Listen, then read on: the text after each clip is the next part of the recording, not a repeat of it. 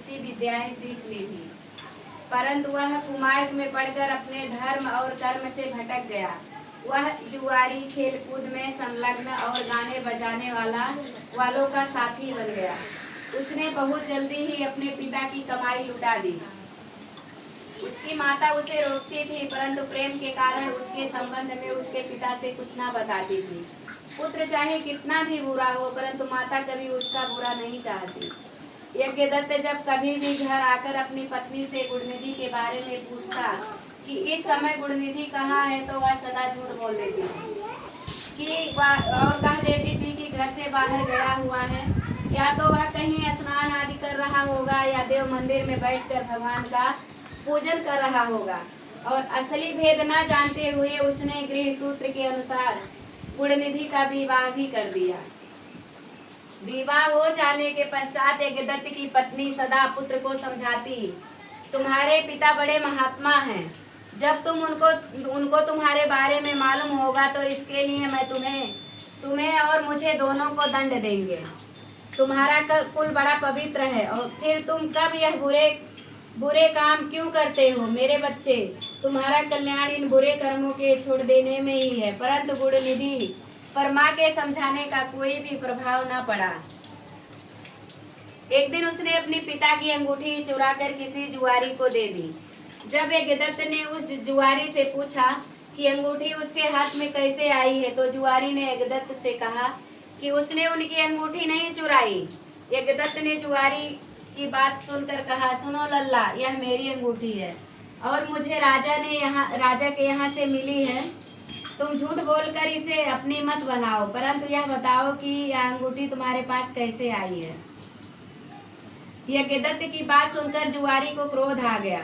उसने गरज कर कहा, जो सच सुनना चाहते हो तो ध्यान पूर्वक सुनो। यह अंगूठी तुम्हारे पुत्र गुणनिधि ने मेरे पास जुए में हारी है।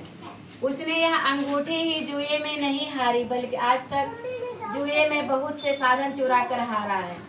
आप जितने ही सज्जन साधु धर्मात्मा हैं, आपका पुत्र उतना ही बड़ा बदमाश है।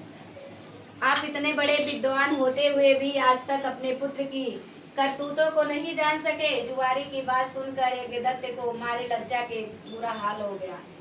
वह मारे लज्जा के मुंह ढके हुए तथा सिर झुकाए अपने घर पहुंचा और घर आने के साथ ही अपनी पत्नी से पूछा कि गुणनिधि कहाँ है और वह अंगूठी कहाँ है जो उस दिन तूने उल्टन करते मेरे हाथों से ले ली थी। यज्ञदत्त की बात सुनकर उसकी पत्नी ने उत्तर दिया, वह अंगूठी मैंने यहीं कहीं रख दी थी, अब मुझे याद नहीं आ रहा है कि कहाँ रखी है। स्त्री की बात सुनकर यज्ञदत्त ने कहा, तुम झूठी हो। जब कभी मैंने तुमसे गुणनिधि के बारे में पूछा है तो तुमने मुझे बात बनाकर टालने की कोशिश की है। अच्छा, तुम अंगूठी की बात जाने दो और मुझे बताओ कि घर का अन्य बहुमूल्य सामान कहाँ है। ना जाने मेरे किन पापों के कारण मेरे यहाँ ऐसा पुत्र उत्पन्न हुआ। फिर जब उसने घर का दूसरा कीमती सामान देखा तो मालूम हुआ कि सभी बहुमूल्य वस्तुएं गायब हैं। तब यज्ञदत्त ने हाथ में जल लेकर अपनी पत्नी और पुत्र को तिलांजलि दे दी और एक ब्राह्मण की कन्या से अपना दूसरा विवाह भी कर लिया। जब गुणनिधि को मालूम हुआ कि उसके पिता पर सारा भेद खुल गया है तो उन्होंने उसे और उसकी माँ को तिलांजलि दे दी है, तो उसको बड़ा दुख हुआ। वह अपनी करनी पर पछताने लगा। वह भूखा प्यासा एक शिव मंदिर के पास आकर बैठ गया। उस दिन शिवरात्रि का व्रत था। लोगों ने शिव का पूजन किया, फिर तरह तरह के पकवान तथा खाद्य सामग्री उन पर चढ़ाई। जब लोग भगवान का पूजन आदि करके मंदिर में ही सो गए तो गुणनिधि ने मंदिर के भीतर प्रवेश किया और खाने पीने का सामान उठाकर बाहर की ओर भागा। चलते चलते उसका पैर एक सोते हुए शिव भक्त से टकरा गया। फिर क्या था, उस भक्त का चोर चोर का शब्द सुनकर सभी लोग जाग उठे और दौड़ते हुए गुणनिधि का पीछा किया। बहुत से नागरिक भी उन भक्तों के साथ मिल गए। अंत में उन लोगों ने दौड़ते हुए गुणनिधि को पकड़ लिया और सबने मिलकर उसको ऐसा मारा कि वह मर गया।